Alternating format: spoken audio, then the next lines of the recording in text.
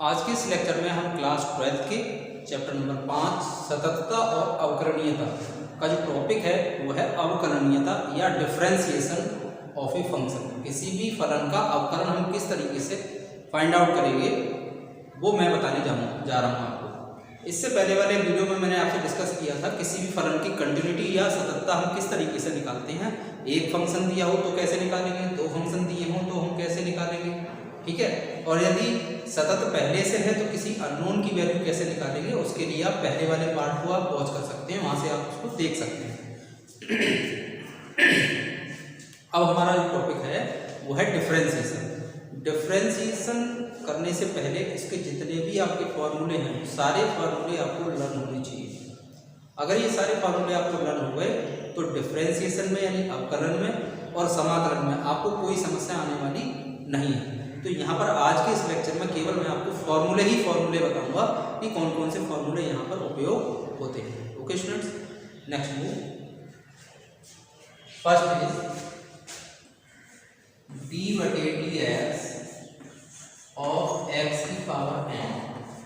x की power n का अवकलन n x की पावर n माइनस 1, मतलब वो पावर नीचे आ जाती है और ऊपर पावर एक कम हो जाती है। इसी तरीके से d/dx और x का अवकलन आप करोगे तो आपको 1 मिलेगा। और यहाँ d/dx में लिख रहा हूँ, इसका मतलब क्या है? इसका मतलब सिर्फ इतना है कि आप x के सापेक्ष अवकलन कर रहे हैं। d/dx का मीन्स इतना है कि आप x के सापेक्ष क्या कर रहे हो, अवकलन कर रहे हो, ठीक है। तो ये आपका हो गया x का अवकलन। जब आप x के सापेक्ष करोगे तो 1 मिलेगा। ऐसे ही यहीं पे अगर आ जाए d/dx और x की पावर अंडर रूट में है तो आप उसे लिखोगे 1/2x। क्वेश्चन ये राइट होता है, ये दोनों मैंने जो लिखे हैं वो फॉर्मूले की तरह नहीं है, लेकिन आप फॉर्मूले की तरह इनका उपयोग करते हैं प्रश्नों में डायरेक्ट, ठीक है। लेकिन ये बना कहाँ से है? मेन फॉर्मूला इसका पहला वाला ही है, x की पावर n का। मैं आपको डिक्टेट करके बता रहा हूँ। जैसे d/dx हमें किसका चाहिए, x। अब x के ऊपर कोई पावर तो लिखी नहीं है तो हम क्या मानेंगे, 1। और 1 मानेंगे तो ये बन गया x की पावर n। और x की पावर n या x की घात n का जो अवकलन है वो क्या है, n पहले आ जाएगा, ऊपर 1 कम हो जाएगा। तो वही यहाँ पे करो, x की पावर 1 माइनस 1। तो x की पावर क्या मिला आपको, 0, और किसी की पावर 0 हो उसका मान 1 होता है, ठीक है। इसी तरीके से हमने करना है, लेकिन इसको हम क्वेश्चंस में किस तरीके से करते हैं, प्रश्नों में हम इसको डायरेक्ट ही x का अवकलन करते समय 1 लिख लेते हैं। लेकिन ये डायरेक्टली आया कहाँ से, आया इसी सूत्र से। इसी प्रकार √x को मैं आपको बता रहा हूँ, d/dx √x। √x को पहले पावर में लिखो, d/dx ये आएगा x की घात 1/2। अब ये भी आपका क्या बन गया, x की घात n का रूप बन गया। तो x की घात n के रूप में पावर को पहले लिखो, घात को पहले लिखो, 1/2, और x की घात 1/2 माइनस 1।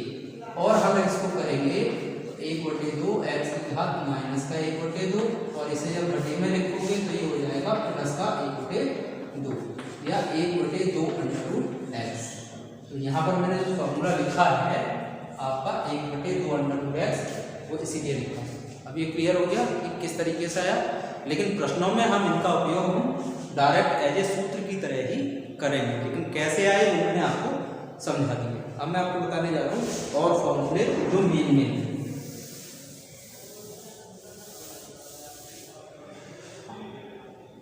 नेक्स्ट है आपका d/dx। यदि कोई अचर राशि आपके पास आ जाए तो उसका अवकलन आप 0 लिखोगे, ठीक है। अब बात करते हैं त्रिकोणमितीय अनुपात। त्रिकोणमितीय अनुपात जो होती है, जैसे हमें sin x का करना हो तो sin x का अवकलन आप cos x क्या लिखोगे, cos x। ऐसे ही cos x का अवकलन आप करोगे तो आपको मिलेगा माइनस का sin x। और ऐसे ही tan x का अगर करने को आ जाए तो आप लिखोगे tan x का sec² x, ठीक है। ये हो गए आपके 7 फॉर्मूले। नेक्स्ट 8 नंबर, tan x लिख लिया। अब देखेंगे हम cot x। cot x का डेरिवेटिव या अवकलन वो आपका हो गया minus cosec square x.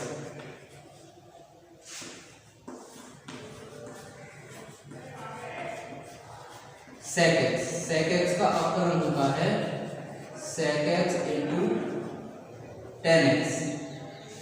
And next आपका आता है कोसेक एक्स। क्या आता है? Cosec x. कोसेक एक्स का अवकलन minus cosec x into cot x. ये तो आपके त्रिकोणमितीय अनुपात वाले अवकलन थे, वो इस तरीके से लिखे जाएंगे। ठीक है।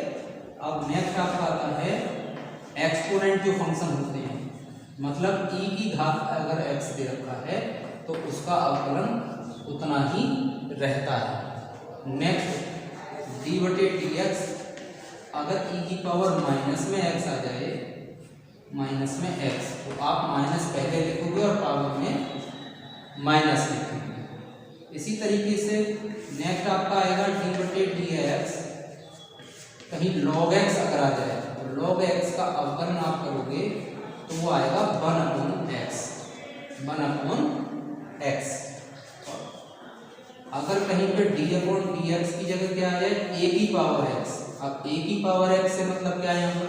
यहाँ जो a है वो एक अचर राशि है, जैसे 2 की घात x, 3 की घात x, 4 की घात x, तो उसका अवकलन जो होता है a की घात x log a base a की घात x log a base e। ये आपके कुछ मेन फॉर्मूले थे।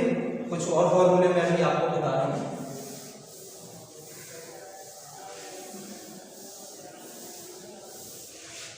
नेक्स्ट आपका आ जाता है प्रोडक्ट u इंटू v। अगर दो फंक्शन हमें दे रखे हों, इसे कहते हैं गुणन का नियम। इसका नियम कहते हैं गुणन का नियम या प्रोडक्ट रूल। प्रोडक्ट रूल में u ऐसे रहता है और v का हम डेरिवेटिव निकालते हैं और फिर v ऐसे लिखते हैं और u का डेरिवेटिव निकालते हैं। ठीक है। फिर आता है घात का नियम या कोशेंट रूल, d/dx और u/v। अपॉन में अगर दे रखा है तो हम किस तरीके से करेंगे, तो v का स्क्वायर v ऐसे ही और अवकलन डेरिवेटिव u का माइनस u ऐसे ही और डेरिवेटिव v का। ये दो फॉर्मूले आपके और आ गए। अब डिस्कस करते हैं प्रतिलोम त्रिकोणमितीय फलन के अवकलन क्या होते हैं, जैसे sine inverse, cos inverse, tan inverse, cot inverse. ठीक है। तो नेक्स्ट आपका आता है sine inverse x। Sine inverse x का अवकलन होता है 1/√1 माइनस x। ठीक है। नेक्स्ट cos इनवर्स x का अवकलन -1/√1 माइनस x। सेम रहता है, बस केवल साइन और कॉस में ये अंतर है कि यहाँ प्लस है और वहाँ माइनस है। इसके बाद आता है टेन का। टेन का क्या होगा, d/dx tan inverse x equals to 1/1 plus x square. ऐसे ही 20 आपका आता है d/dx और cot इनवर्स x। उसका भी फॉर्मूला यही रहता है, बस खाली -1 आ जाएगा, -1/1 plus x square. Okay students, तो ये जो फॉर्मूले मैंने यहाँ पर लिखे हैं आज इस लेक्चर में आपके, ये बहुत ही इंपॉर्टेंट फॉर्मूले हैं और ये फॉर्मूले आपको याद करने हैं, लर्न करने हैं और ये इस तरीके से इतनी इनकी प्रैक्टिस करनी है, इतना इनको पक्का कर लेना है, रिवाइज कर लेना है कि आपको कहीं कोई प्रॉब्लम नहीं आनी चाहिए। और ये अगर आपको याद हो गए तो डेफिनेटली डिफरेंशिएशन और इंटीग्रेशन यानी अवकलन और समाकलन में आपको कहीं कोई समस्या आने वाली नहीं है। और ये 40 से एवं मार्क्स का आपका टॉपिक आता है, अवकलन और समाकलन। तो मैं उम्मीद करता हूँ सभी विद्यार्थी या सभी स्टूडेंट्स जो हैं सारे फॉर्मूले को प्रॉपर्ली लर्न करेंगे। ओके स्टूडेंट्स, नेक्स्ट वीडियो में हम डिस्कस करेंगे आपसे एक्सरसाइज आपकी 5.3 डिफरेंशिएशन या अवकलन हम किस तरीके से फाइंड आउट करते हैं। Okay, best of luck.